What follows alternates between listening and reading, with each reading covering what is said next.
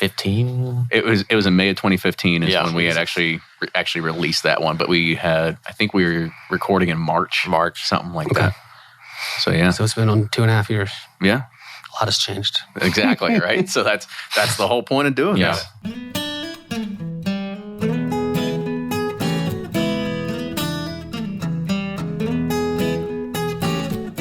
Hey everyone, it's a good thing we're not recording podcasts this week because I am just a little bit under weather. But just to talk a little bit about today's release, we have a same guest that we had back on episode 13. A lot has changed since then, so it's going to be good to see how things are going at Angel's Envy. In addition, if you don't know much about Kyle, he's got a killer collection of booze and cigars. We hit on a bunch of great topics this time, so if you haven't done so yet, go listen to episode 13 and then come back here. We also recorded Kyle last night at the Kentucky Derby Museum Legends series, and you can expect that to come out sometime in the future. We're working on some things behind the scenes, and we can't wait to share it with you all, including a brand new t-shirt design for our Patreon supporters, so stay tuned for that. If you haven't done so already, and you want to get every new podcast release beamed straight to your inbox, make sure you sign up for our listserv. Go to bourbonpursuit.com, scroll down just a little bit, and sign up to join our listserv, and you're going to get emailed every single time a new podcast is released. At the same time, make sure you're all subscribing on iTunes. You can also like us on Facebook. You can also subscribe to us on YouTube. YouTube is actually growing a lot in popularity, so we're glad people love to see the videos that we're pushing out. With that, enjoy this week's episode.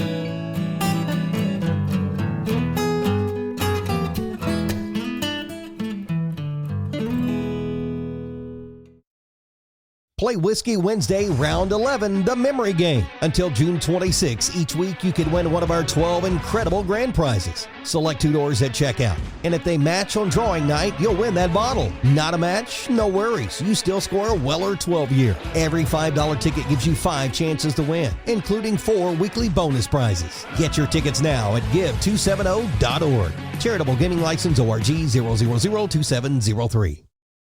Always find what you love at Total Wine & More. With so many great bottles to choose from at the lowest price, it's easy to find your favorite Cabernet or a new single-barrel bourbon to try with some help from one of their friendly guides. And with every bottle comes the confidence of knowing you just found something amazing.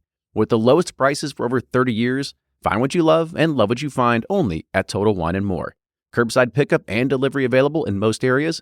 Visit TotalWine.com to learn more. Spirits not sold in Virginia and North Carolina. Drink responsibly and be 21. Do you ever pour yourself a bourbon, swirl it around, and then start struggling to come up with tasting notes? And perhaps you're also looking for a good Father's Day gift idea. Well, you can now solve both with a kit from Knows Your Bourbon. And unlike other nosing kits on the market, Knows Your Bourbon kits feature real ingredients for the most authentic aromas. You can smell real Tahitian vanilla bean instead of some synthetic aroma that's just made from chemicals. So head on over to knowsyourbourbon.com and enter code BP10 for 10% off your order. From their bar to yours, Chad and Sarah of the popular YouTube channel It's Bourbon Night bring you their favorite at-home old-fashioned mix with the new Elemental Elixir's Golden Hour Syrup. It's a custom-made syrup with notes of bold black tea, warm spices, and orange zest. All you need is your favorite whiskey and ice. No bitters needed. One bottle makes 16 drinks, so that's only $1 a cocktail before you add your own whiskey. They can also be enjoyed in other cocktails or spirits, mocktails, coffee, tea, and anything you can think of. It's crafted locally in Lexington, Kentucky, and you can get your bottle now at whiskeyambitions.com. Ed Bly and Rising Tide Spirits are back again with a new release of Old Stubborn Bourbon. And this release of Old Stubborn is a premium hand marriage of 10, 11, and 12-year cask strength, barely filtered pot still bourbon. It comes in at a staggering 123.8 proof. And the flavoring grain for this one, which the last one was wheated, but this time it's now rye. Rich, sweet, and bold with a long finish that's sure to be another eye-opener. You can order online at Sealbox or thebourbonconcierge.com, and you can even purchase in person at Revival Vintage Spirits, and even now with very few select stores in Kentucky. You can get it now while you can, but be sure to do it because it's not going to last long.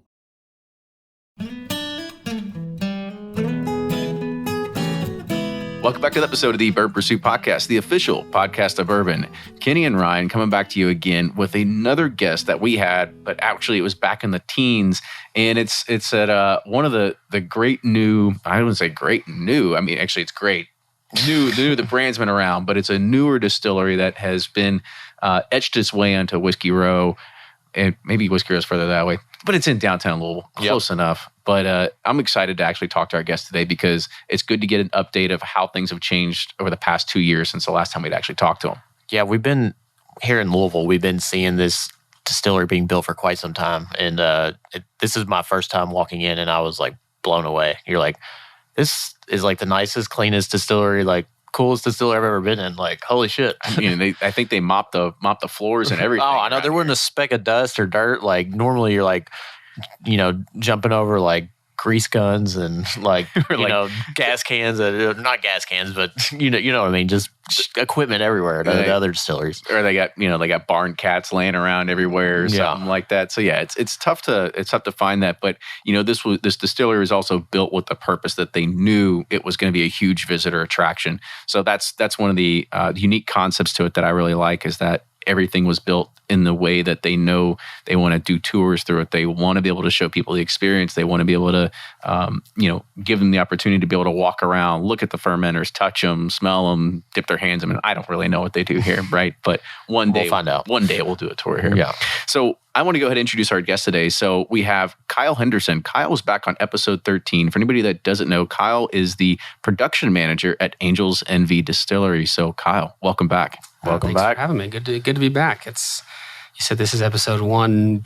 We're up there. 100,000. It's been a while, so I'm glad to be back. Good. So I kind of want to give people a little bit of a taste about, again, I don't want to say like, go listen to it again, but people that are just now joining the podcast, they want to know more about you. They want to know more about Angel's Envy. So kind of talk about you, how you came up in the ranks, what you do here, all that kind of good stuff.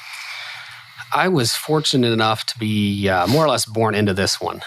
Very, very lucky there. A lot of people spend a lot of time looking around for jobs, applying here and there. I actually didn't want to do this because my family did this. My grandfather did this. I thought I was cool, but I wanted to go into medicine. I wanted to be an orthopedic surgeon, work on, sports medicine type things, those nasty breaks you see. Not hip replacements. No hip replacements. No, the tibia snaps on the basketball court. It sounds horrible, but that excites me. So like the Teddy Bridgewater knee blow up. I was about to say, those are the videos you see. And I cringe. Oh yeah, and when your leg is now at a 90-degree angle. Yeah. God. That's kind of stuff. I'm like, Kevin Ware stuff. Interesting. Kevin Ware. Yeah. That was a pretty bad one, though. That was a pretty bad one. If anybody they're just listening to this, not watching it, you guys should have just seen it was like a half crack of a smile. He was about to say, he was like, I really love this stuff. But he tried to hold himself back. So I'll let you keep going. Of course. So my dad approached me, I guess it would have been the junior year of while I was down at FSU. So I went to Florida State. And he approached me to come up for a summer and kind of give him a hand. They just needed more or less some bodies to get involved. And he said, come up. We're gonna fill some barrels. I had heard him talking about this idea for a while, but I didn't. Wasn't sure if that was going to be my bag. Whether it was going to be what I wanted to do.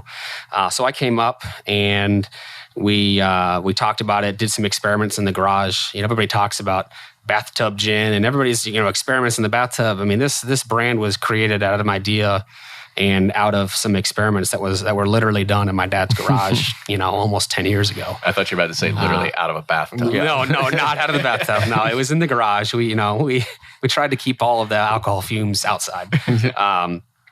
So I came up, gave some assistance on that. Went back to school, and about October, November of that semester, I guess it would have been my senior year. I went, what am I doing? Packed up all my shit and left. Moved back to Louisville. And so here I am now, kind of go through all the motions there. Started doing more things in the garage. We started getting a little office out in Crestwood, which is where my parents had lived at the time. So about 10 miles outside of town, northeast side of town. We didn't have a distillery. We didn't even really have an idea of building a distillery. It was still in the process of maybe we can build a brand, maybe. My grandfather at this point had gotten involved. My dad had convinced him to come out of retirement.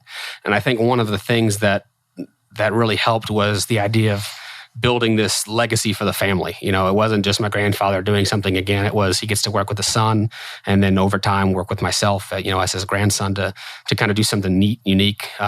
Almost his culmination of his entire career could become this, and we think it has, done pretty decently at that. It's done okay. Just a smidge. Yeah. So at that point, were you all in? I mean, did you when you said you packed up your shit or and came like, back here, or is it still kind of like on the fence and you're like, I guess I could do an internship or do it for a year or two? I was still kind of thinking, I enjoyed it and I had a lot of fun, but it wasn't a full-time job. I'd work a week and then I was managing a Mexican restaurant actually. Like, we don't need you this and week. Bartending. And I mean, we didn't, especially when we first filled our very first port barrels, I guess that would have been August of 2010. We filled, like 70 port barrels. And then we went home and didn't do anything for like 3 months. So it was, for me, it was more of this is fun. Now let me go back to my job. Yeah. And it was like that for several years. Even, as the brand started, maybe we spent some more time, we'd dump some barrels, we'd fill the port barrels and we'd wait. And then we dump the port barrels, or I guess when the brand started, we thought we would dump the port barrels in October of 2010. Kind of the story behind the cork. We have expression 1010 branded onto the cork because we were so confident that a 3-month finish would be perfect. We were going to bottle it in October. It'd be a nice October of 2010, 1010, really cool brand story. And we went to go start pulling barrels in October. And my grandfather more or less said, nope, not ready. You guys are going to have to wait. And everyone went, well, we ordered 100,000 corks. They were expensive. Can we bottle it like at the end of the month?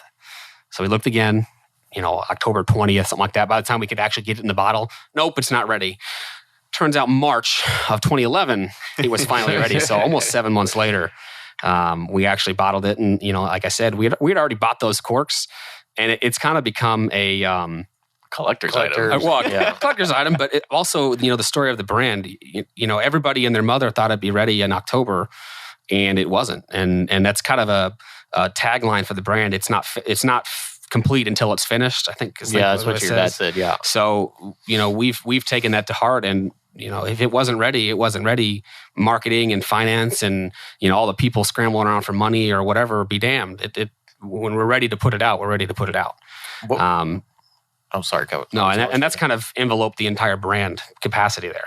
So what convinced you, or what was that turning point where you're like, all right, I'm going to do this. This is where I want to take my career from now on, and not do medicine or Mexican restaurants. This week, because we could talk about how we can make a sick quesadilla if you really want to just go ahead and turn it, if you know really how to do that too. Huevos rancheros or huevos con chorizo. Yeah. Oh, yeah. I'm a big huevos rancheros guy. You're talking about working in the back of the house with those guys who don't cook the Tex-Mex you're eating and eating some real food. They like micheladas too. Yes. Honestly, it's not so much like a moment in time, but a collection of events that happened made me realize, I had more fun and enjoyed this more than anything else I was doing. We were at a co-packer, so we didn't have our own facility at the time. So we more or less gave the rights to bottle our product to another supplier. And my job was to actually develop into this over the course of doing the first bottling until we were bottling more or less every month that this supplier was eventually to manage the supplier, help them develop and maintain our quality specifications, filtration, the barrel blending, selecting barrels to be blended and dumped and into port barrels to be dumped, all of the specifications for proofing, and then help them on the bottling line, give them assistance there. They're their own company, of course, but I was fortunate enough that we were early enough in their life cycle that they would allow me on site every single day. And being able to experience working with the people that got their hands dirty, literally reaching your, elbow deep into a tank because, oh shit, I just dropped that screw into there. to It's fine. It's alcohol. It'll burn. It was a stainless screw. I promise. My quality guys probably listen to this going, "Oh God, no, Mike, that was years and years ago, long before you came." But having the opportunity to, kind of see what people think of like the backwoods. It was down in Bardstown, Kentucky. The people are down to earth. They taught me a lot about hospitality and kind of what the industry was about. That was a good start. And then some of the fun we had. I was already down there. We were bottling our product, and they were doing other products as well, getting other things ready to process. They had more than one bottling line. So this is, I can't believe I'm going to say this out loud. They were unloading a tanker of tequila for another client. Mm-hmm. And this was, kind of a foray into the spirits industry for me. I had worked at a Mexican restaurant. I knew what tequila was, but this was a really nice reposado tequila they were going to bottle for somebody. So they were unloading a tanker into some ISO totes, basically a big metal tank that could be moved with the forklift. And they'd hook it up to the tote, turn the pump on, pump it over, fill it up, shut the pump off, disconnect, go to the next tote. So I was one of the guys helping them disconnect, just giving them a hand. I was there. I wasn't being paid. I wasn't involved in the brand or anything. Well, the genius that I was, I decided, there was tequila in this hose. Let me smell this, the hose that's connected to the tanker. And I'm smelling it, and the driver's job is to run the pump. And so he hadn't turned the pump all the way off, so it's starting to slowly feed out. And he goes to flip the pump to put it in reverse, because you can actually go forward or reverse on this truck pump. Well, instead of going reverse, he went forward out of a 6-inch line that can probably move, 100 gallons a minute into my face. As I'm sniffing. It's like a fire hose. As I'm sniffing, basically a giant fire hose. As I'm sniffing this, this tequila smells great. Boosh, just 100 gallons or so a minute of tequila into my lungs, into my nose, into my eyes. And I remember hopping up and down, unable to breathe. The processing manager who was there rolling on the ground, laughing his ass off. I'm laughing my ass off. I thought I was going to die. I had tequila in my lungs. My eyes the next day had crusted shut from like all of the like sugar and all of the stuff from the evaporated alcohol. Little anecdotes like that. Looking back, man, that was the stupidest thing I've ever done. But just fun little things that it's part of the story. Yeah, it's just part of the whole. The whole evolution of one of the reasons why I enjoy my job so much. And that kind of morphed into, all right, I was managing the co-packer. At some point, we more or less outgrew them. They had other clients they had to supply and support as well. And our demands and their time became so much that it made more sense for us to do it ourselves. Uh-huh. So that's really when it set in. It was more or less a full-time job for me at that point. I was doing bottling management with the co-packer. 75% of my time, 25% of my time I travel. I'll go visit distributors, go do market visits, dinners, trade shows, whiskey fest type things, do, things like this, interviews. And we decided to open our own bottling facility. So I guess that would have been 2014, started maybe the end of 2013, early 2014. We moved through the process. We were looking for buildings. We knew we wanted to be downtown. We just didn't have a property yet. And so we looked at leasing some space, and eventually we found a space that used to be an old paint factory downtown. So they had dealt with solvents and a lot of, high proof, or not high proof, but very flammable chemicals. Uh-huh. So why not throw bourbon in there, right? Not a terribly different process as far as a safety standpoint as alcohol production. So for anybody who understands, electrical safety, class 1, division 1, or explosion-proof electronics, that building was already fitted for that. So we were able to move in and for relatively cheap costs, bring it up to current code, do some cleanup. It was still dirty and grungy. It was an older building. But, we were able to get product in there and control what we were able to do. Basically do what we were already doing with our own people instead of hiring a contractor to do it.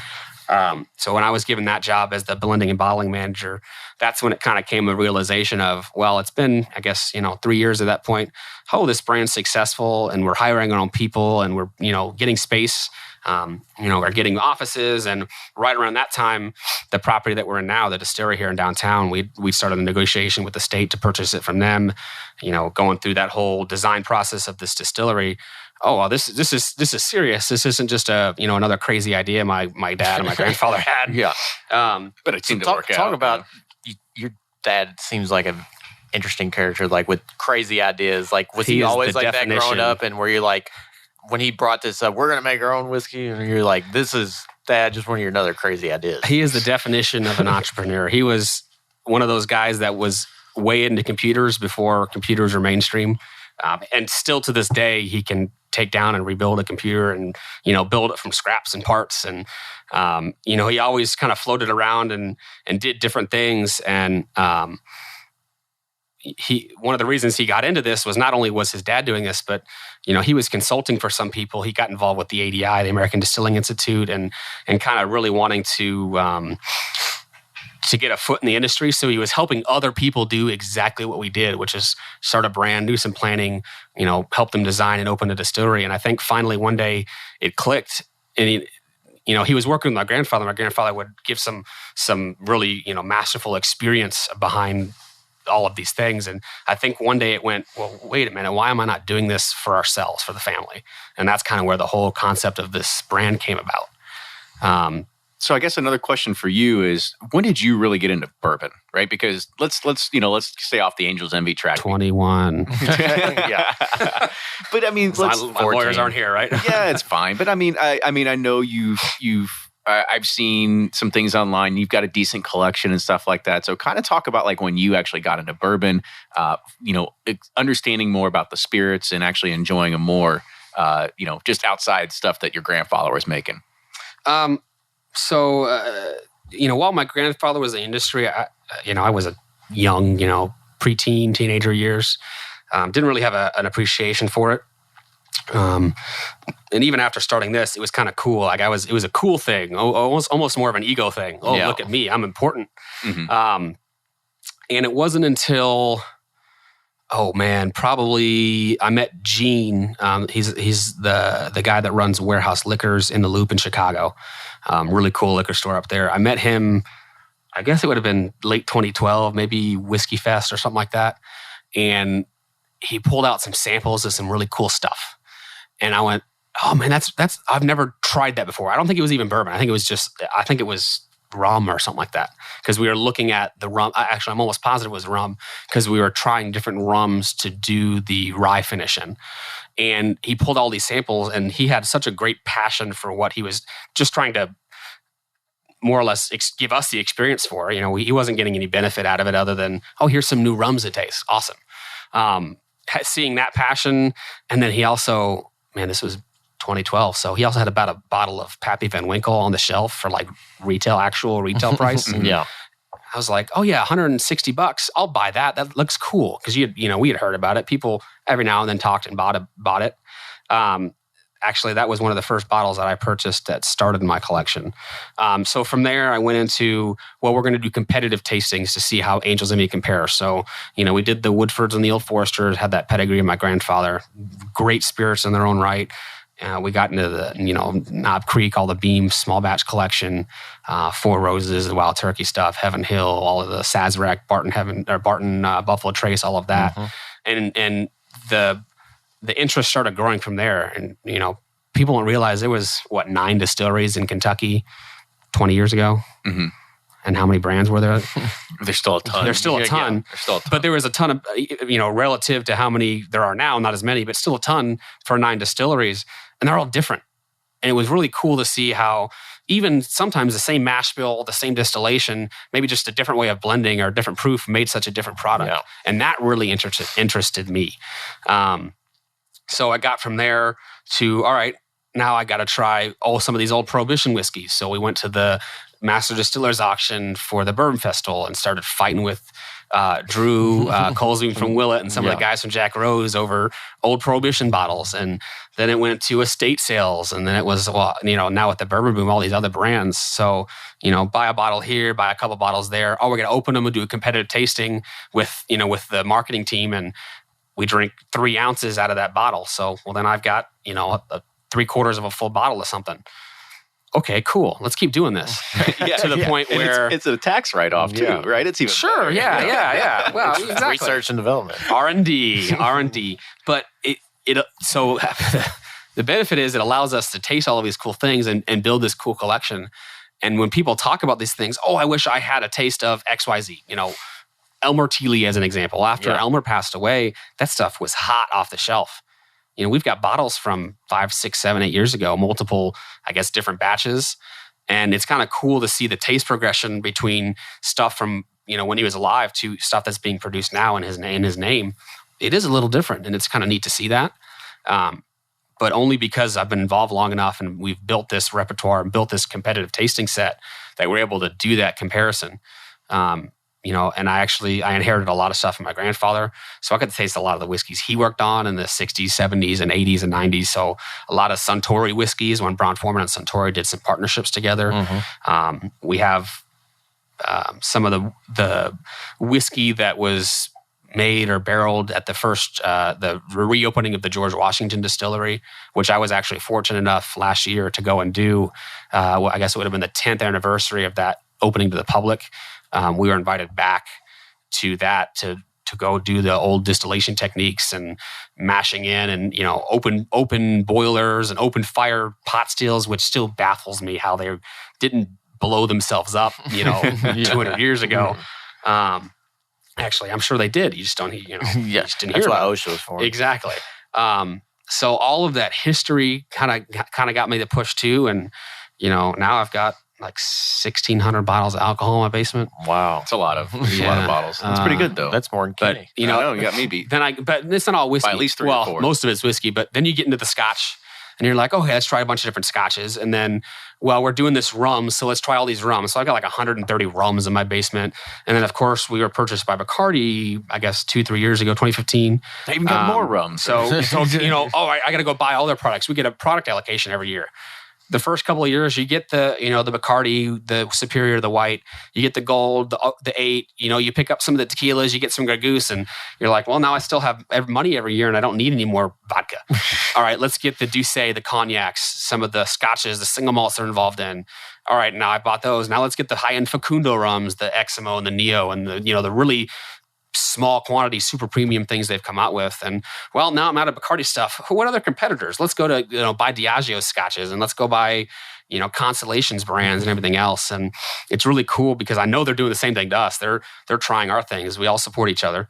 And then it grows into, well, all right, let's get some wine. And there's some barrel finished beers. So I've got a bunch of Goose Island stuff in my basement that's been aging over a couple different releases. When do you become friends? And then you get into cigars. I mean, I actually met Jonathan Drew, who was the owner of Drew Estate, and they brought him back as the president for Drew Estate Cigars.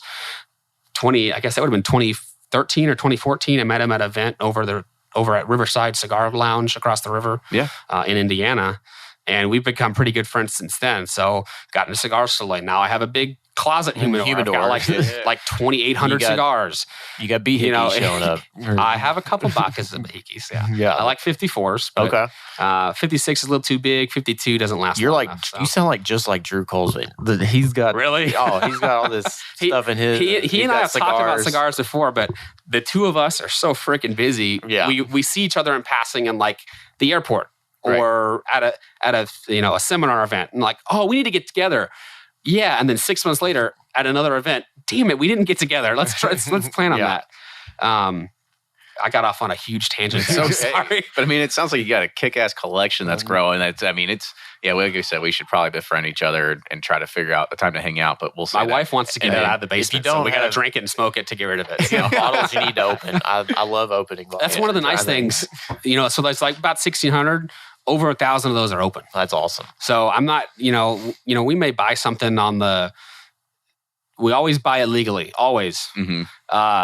But we're not going to try to sell it and hold it as an investment. No, let's open it. I bought it for a reason. We want to try it. We want to see what it was. Again, more recently, we're back to the prohibition stuff, the pre-prohibition stuff, the 30s, 40s, 50s, 60s, some of those earlier decades. What was different about whiskey? That was kind of the whiskey heyday in the 50s, more or less, 50s and 60s. It's different now. Why? So, my dad and I are working on those projects. So one of the nice things about working at Bacardi, they've been around 155 years. Yeah. They have a lot of history and data from the rum side, but also from the whiskey side. Trial and errors and stuff. And what, they've been doing a lot of research and development for 100 plus years.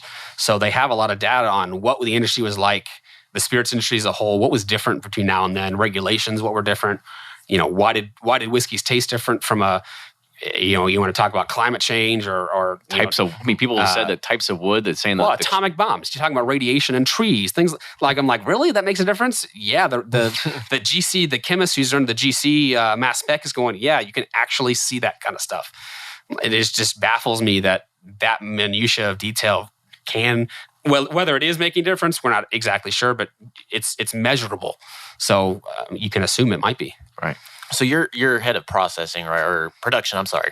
Production. Does all this, most production guys, they want to keep things the same. Like, let's streamline, let's like processes. Around with like, so you don't mind like just trying all this different shit, instead of like, all right, we need to get our process systems, fine tune it quick, bring in all these other ideas. So as far as like Angel's Envy, our port finish bourbon goes, you want it to be consistent. And yeah, you want to streamline your processes so you can get, as we expand, get new people trained, to scale up on the volume and be able to handle that.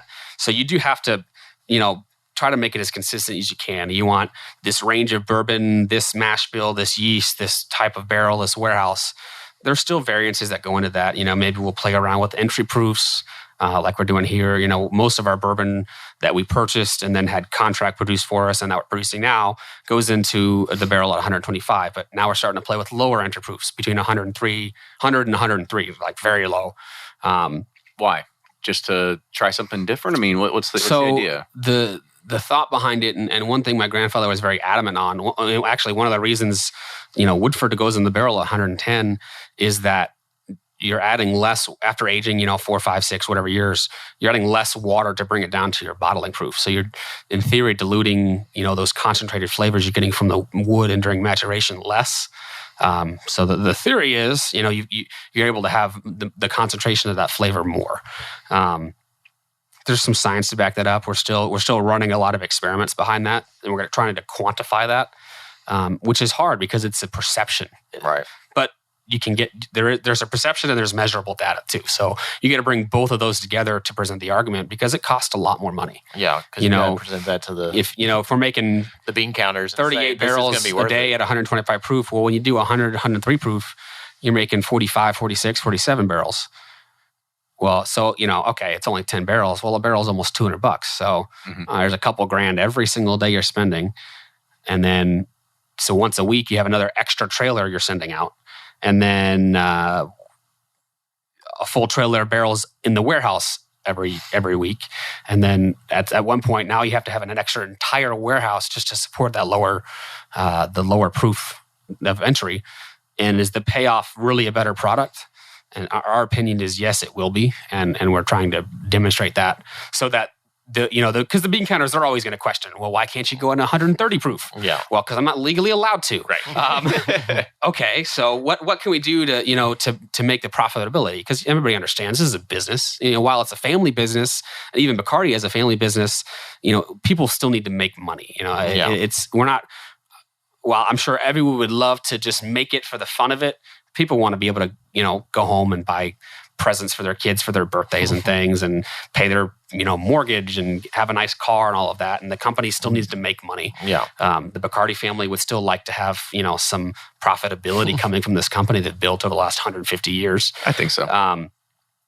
So is the cost of doing a lower proof, does the benefits of that we hope to be a better whiskey outweigh the cost? And that's what we're trying to show everybody from a perception and a physical bean counter perspective as well. Yeah. So you're right. Our cost went up 2%, but the whiskey's better. Yeah. And that's a nice thing about being with Bacardi. Instead of a publicly owned company, it doesn't matter. Whiskey's better. Well, unless you can prove it via a sale, we've got shareholders to answer to. Bacardi has their eyes open. All right, whiskey's better. Oh, this does taste better. Yeah. Did it cost us more 1% more? That's okay. We made a better product and the company is better off for it. Yeah. And that's kind of really refreshing, as we went through this whole process of them acquiring us. That was a fear of, well, they're going to, everything's going to be about pinching a penny. And while sometimes it is, yeah, I mean, again, they're a business, but they're willing to spend money to do things the right way. And we're hoping this is one of those things we can show them is the right thing. So it was a long-winded thought. No, it's fine. It's perfect fine as a host. And I want to also kind of touch on a little bit because, you had mentioned a lot of, trying different spirits, trying different competing spirits, so you can be able to test it against your own. However, you all are a port barrel finished brand, Yes. right? Is the idea of experimenting with a lower barrel proof, distilling your own now, the idea to come out with one day a Kentucky straight bourbon whiskey that isn't a port finished? More than likely. So Angel's Envy, as it stands, our overarching theory and overarching almost policy and what we expect, Angel's Envy is, for now, always going to be a finished whiskey. Whether it's a bourbon or a rye or an American whiskey or whatever it is, it's always going to be double mature, double aged, finished, whatever you want to call it. And that's what that whole brand was built on. Louisville Distilling is the parent company of Angel's Envy. So Bacardi didn't buy Angel's Envy. They bought Louisville Distilling Company. Mm-hmm. Louisville Distilling Company can do a lot of different things. My dad and I have talked about, so we just started distilling in September of 2016. So we're already adding up the days. All right, so into 2020, we can release a bottled and bond whiskey. Well, that probably won't be Angel's Envy, but it could be Louisville Distilling. Yeah. Mm-hmm. Louisville Distilling can release a bottled and bond DSP KY 20022 bottled and distilled there. So we think about things like that. So yeah, the finishes are important, but certainly there's a path and there's an expectation, at least from my dad and I, and we hope, Bacardi and the whole marketing team to, all right, yeah, the Angel's Envy is finished, but Louisville Distilling has the opportunity to do some of these unique things and be a straight whiskey company as well. Mm-hmm. So That's whether we get there or not, we'll see, but we have time. Yeah. Well, I think we'll probably have another podcast again by More then. than likely. We're on 3-year schedule. Yeah. So I guess talk about a little bit, because, your role has shifted a lot from just having to worry about a co-packer with bottling to now also covering distillation, right? So what did it take for you to get up to speed to understand how I can manage that as well underneath my umbrella?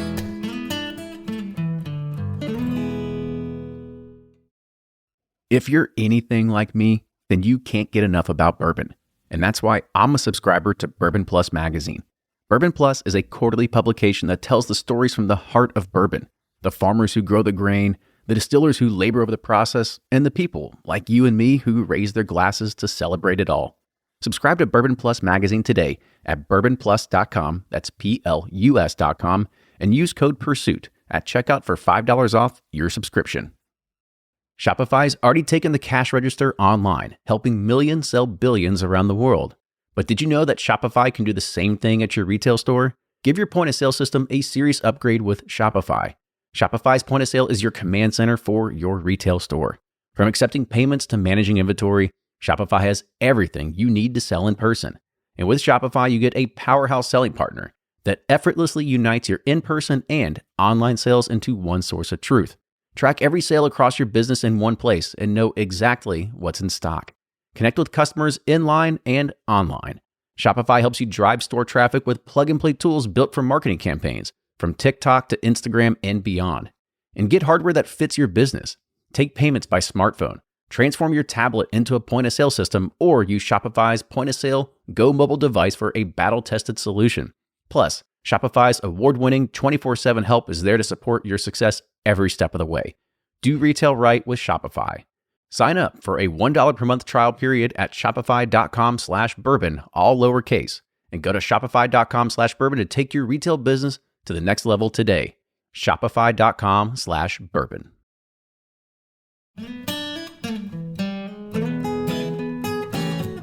Your role has shifted a lot from just having to worry about a co-packer with bottling to now also covering distillation, right? So what did it take for you to get up to speed to understand how I can manage that as well underneath my umbrella? Trial and error.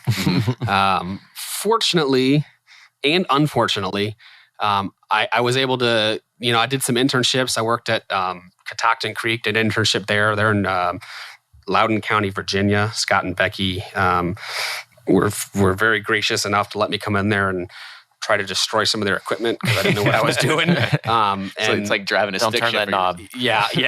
And they're a very manual process, or at least they were when I was there. It was years ago. So I learned a lot from them. I think Becky's got a chemical engineering degree. She's the master distiller there. Another little family-owned company. Really, really great people. And one nice thing about our industry is there's secrets, but everybody's pretty open about things and more than willing to share knowledge. So fortunate, I was able to work with them. While I worked at Woodford Reserve for a little bit as well. So I was able to work with Dave Shurek and learn things from him, having the experience of not necessarily distilling with my grandfather, but talking about concepts and theories and research what he did while he was at Brown-Forman and what worked and what didn't. And here's some dumb idea we kind of put on the boilerplate, but I want to go back to and do it again now that we have the capacity. Are things we try here. And then you come here in this new facility with, really me not having any applicable. Yeah, there you go. Applicable. Man, it's been a long day. Applicable distillation experience other than some, theoretical knowledge and a little bit of hands-on to, all right, here's some new equipment, run it. Here's the manual. Yep. Good luck. What manual? Get on YouTube and watch Here are some piping and instrument drawings and the flow, how this flow is supposed to work. And Kevin Curtis, who was our operations manager at the time, he had a lot of experience at Brown-Forman. He knew what he was doing, but he had me, who was new, and then 3 new distillery operators who had rolled some barrels and done some bottling, and that was it. So we muddled around and we screwed some stuff up, and I'm going to get yelled at for saying this. We had the fire department here more than once. No fires. A lot of boilovers. We actually boiled out of our cooker in our first week of operations because we didn't know what we were doing. We figured out very, very quickly how to stop that from happening. But trial and error, fortunately and unfortunately. So we know probably more than anybody who what not to do has started. Anybody who works at an operating distillery and never started it up. We know the limitations of our equipment more than any of them because we went beyond those limitations and we set the limitations at that point. So when designing this, did you have input on the design or? Oh, of course. Yeah. So my grandfather. How did you know how you wanted to design? Even though he passed away in 2013. So he actually passed away the week after I got married.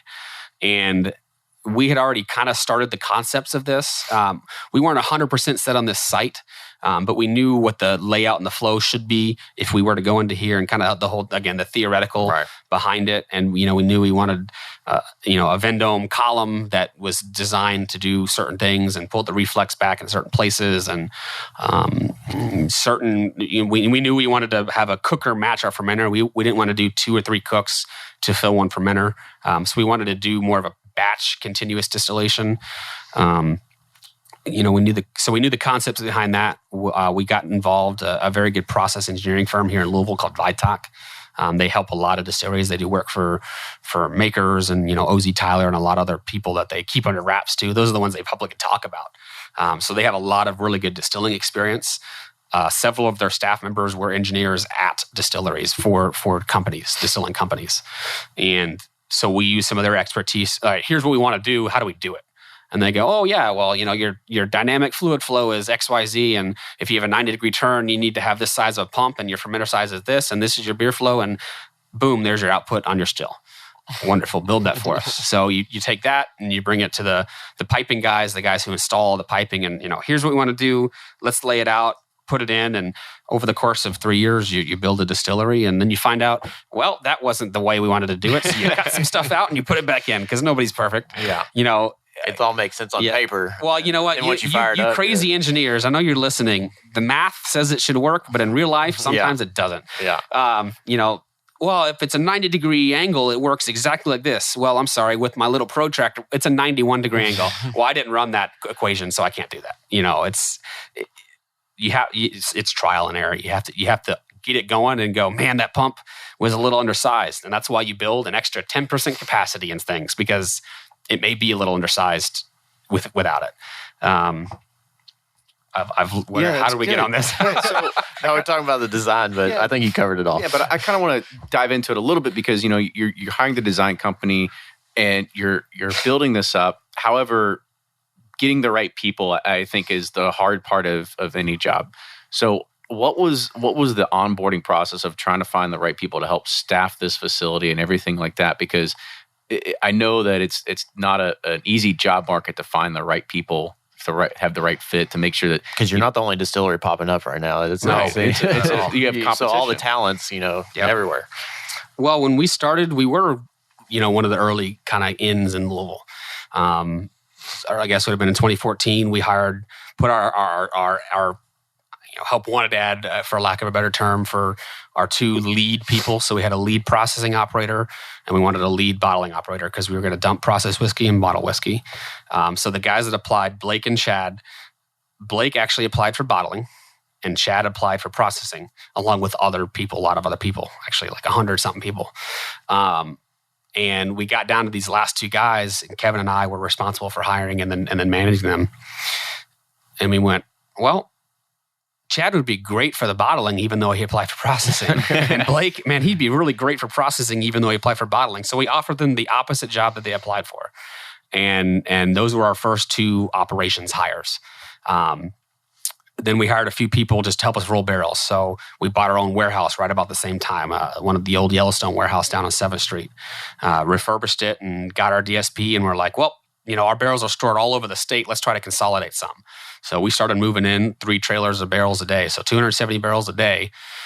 The 3 of us and Kevin rolling barrels. And oh my goodness, you've never had a workout until you've had to roll. No gym membership. And this would have been like November and December. Yeah, 270 barrels off a truck, pull them over, roll them in, roll them on a rick, learn how to clock. We learned how to clock barrels and get in position to have a bung up. You better say what a clock is. What a clock. So when you're rolling barrels into a rick, in our case, our rick holds 29 barrels. And instead of putting half the barrels in on one side and the other half on the other side, you want to position the barrel, pretend the barrel head, the side of the barrel is a clock. So 12 o'clock being where the bung is, 6 o'clock being the opposite side of the bung. You want to position that bung so it's in a clock position, whether it's 1 hour, 2 hour, 3 hours, so on and so forth, to when you roll it down the rick, you don't have to touch it again until it stops and the bung's facing up at 12 o'clock. So in our warehouse, you really have to do 4.5 hours, so about I guess what does that come to? About a third of a turn, right? Yeah, about a little over a third of a turn each barrel.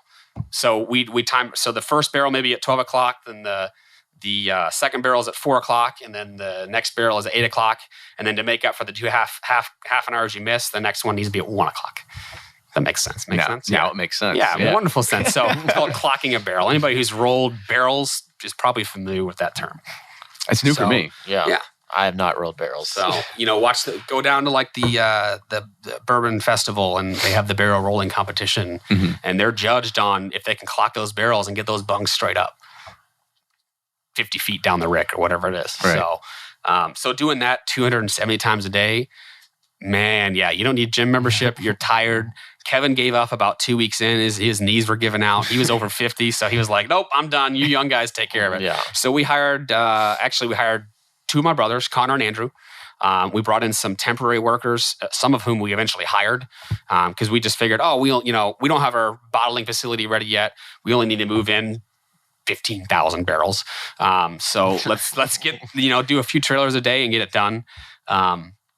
So we started with temp workers through a temp agency because we didn't know how many people we need. And slowly we brought people on. We put an ad out. We need some bottling people. And then from there, it was a lot of word of mouth. All right, we need to hire somebody. My nephew's brother's cousin's sister's mother wants a job. Bring them on. Come on in. We do an interview. You're not a felon. You have no DUIs. Fog a mirror. Can you stand for 8 hours? Are you not going to steal from me? All right, go. And sometimes they did steal from you, and you had to deal with that. It's unfortunate. That's just part of people. People management. That's actually the hardest part of this industry is people. Yep. If you could build a computer to do this, most people would just do it with a computer. Yeah, but you can't. You can't. You can't. It's so you labor can. intensive. Some people do it. Right. The whiskey's a little, not the same. It's the people aspect that's the hardest and the best part of this. Yeah. When we started, we were able to get people, and we just had a bottling and processing. Open the distillery. Well, what do? We poach from ourselves. So we let all of our employees, I think we had like 15 or 16 at the time, apply. Hey, we're going to have 3 distillery operator positions open up in September 2016. And really, we ended up hiring them earlier than that so they could see some of the startup, learn some of the things before that. Sweep and clean, a lot of cleaning, especially if you're in a construction project. Yep. So we opened that up, and we had really what three of our top employees applied and ended up getting the job. So we took three of our best employees from our other operations and moved into the distillery, which didn't cripple us in processing and blending, but forced us to go find more people. So we did that. And then in the distillery, we had three guys that had processing, warehousing, bottling knowledge, but no distillation at all. So, as I referred to later, a lot of trial and error with them. And then eventually we moved processing and bottling here, moved to the bigger tanks from the small tote tanks, the ISO tanks. Those are 500 gallons to the 5,000 gallon tanks we have, and a 8-barrel dump trough from a 3-barrel dump trough. And then you're filling barrels and putting them in the warehouse and taking them out of the warehouse and all the port barrel handling and everything. So our processing team went from 2 people to 3 people. And the warehouse team went from 4 people to 2 people because we weren't moving a bunch of barrels, aged barrels in the warehouse. You're just moving new filled barrels. So, you move people around, shuffle people around, give them more experiences. And then, all right, now our bottling capacity's picked up. Our brand was selling 40,000 cases. Now we're selling 60,000. Now we're selling 80,000, 100,000 cases, whatever it is. We still didn't want to have to work a bunch of overtime or 5 or 6 or 7 days a week. So you hire some more people, you run your line a little faster. Now you've got 12 people on the bottling line. And then your bottling manager gets an amazing offer at a competitor, and he calls you up and says, I got to take this. And you're like, well, crap. Now we got to start all over. So now we start all over. And that's kind of what we're going through, now and over the last several months. Like you said, sounds like controlled chaos. Rabbit Hole is getting ready to open. Old Foresters doing their thing. Peerless, Copper and Kings, Bullett's investing, Diageo's investing tons and tons of money in the area. Yeah, and then you've got the big guys too. Heaven Hill's expanding. Heaven Hill's expanding. They're the largest single distillery in the state now. Mm-hmm. It's just while their distillery is set up to run with less people than ours because they have a lot more automation, they still need people there. And it's really nice that our guys get great experience and then go, now I'm going to want to go work for that big company over there. Thanks for training us. Man, we work, we're not just Louisville Distilling, we're Bacardi too. And here's all these wonderful things. Well, what's going to soon happen is, we do work for Bacardi.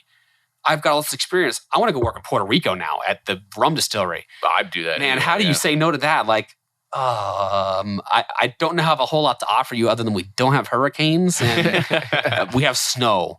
So we even have sister companies, we haven't had it happen yet. I don't want to say poached. We received the benefits of several other Bacardi plants. So our quality guy, Mike, came from Jacksonville where Bacardi does their bottling for North America.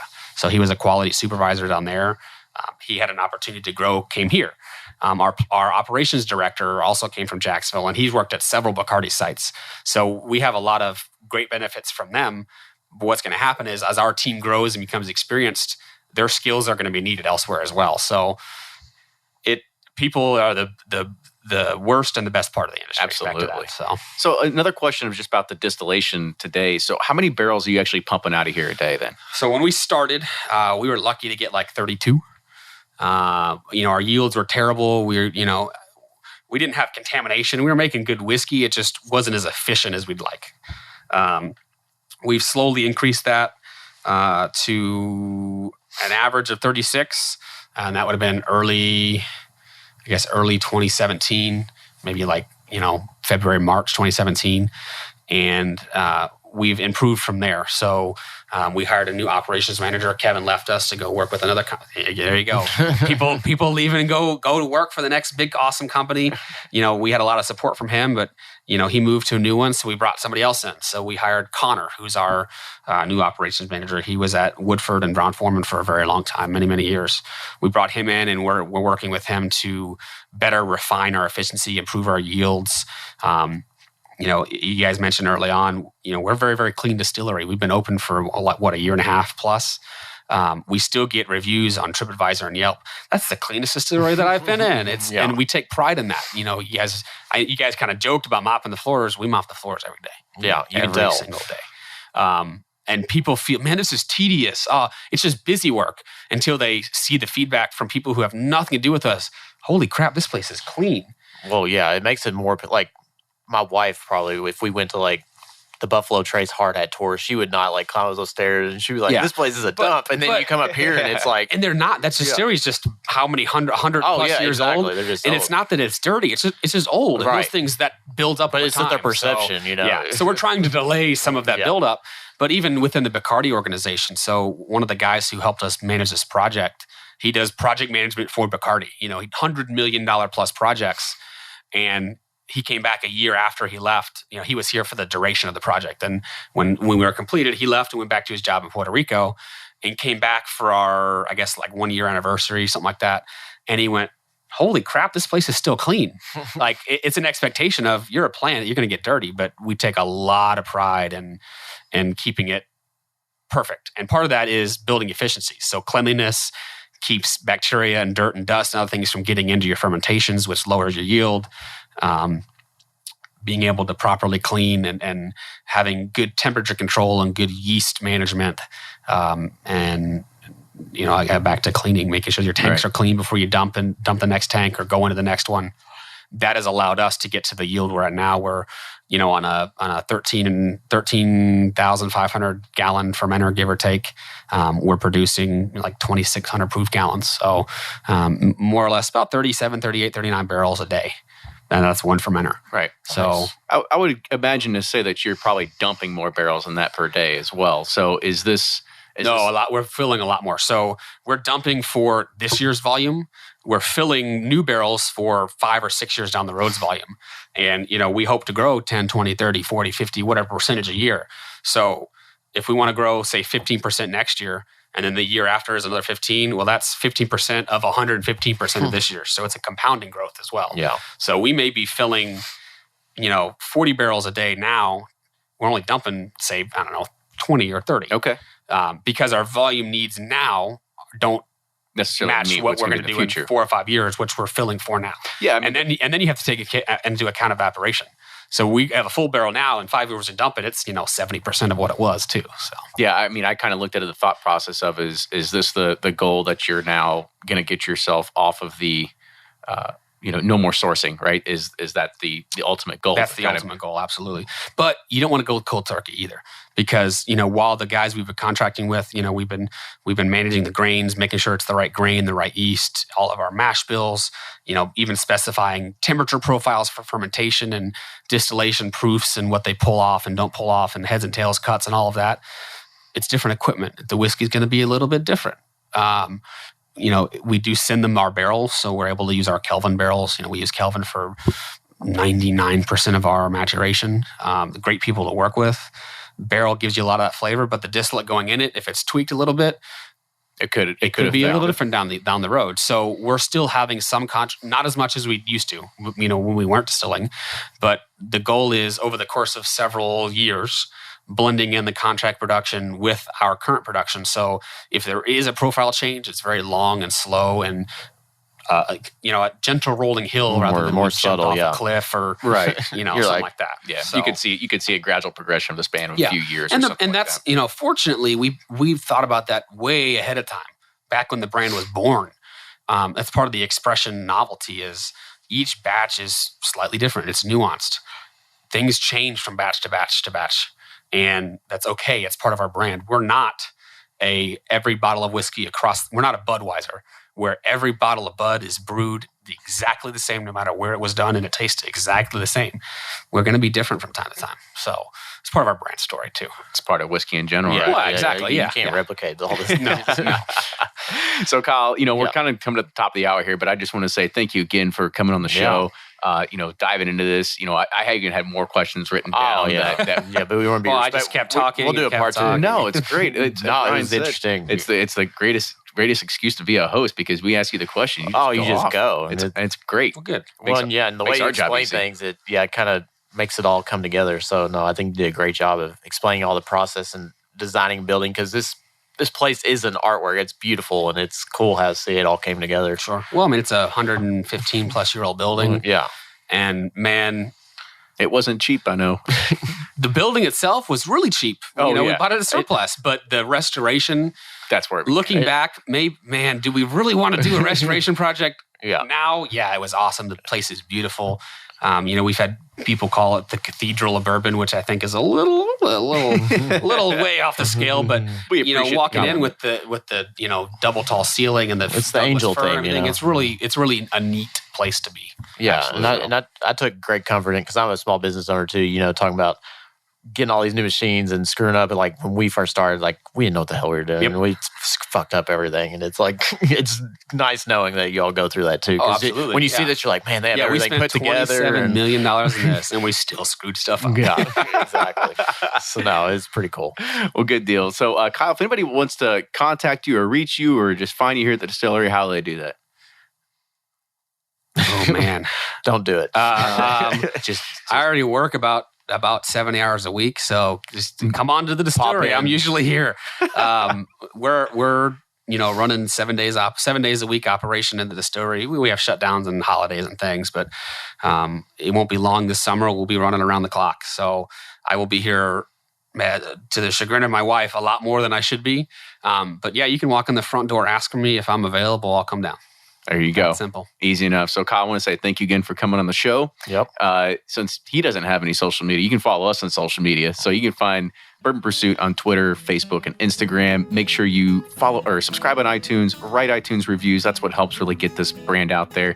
And also, if you do like the show, support us on Patreon. It actually helps us grow. So patreon.com/Bourbon Pursuit.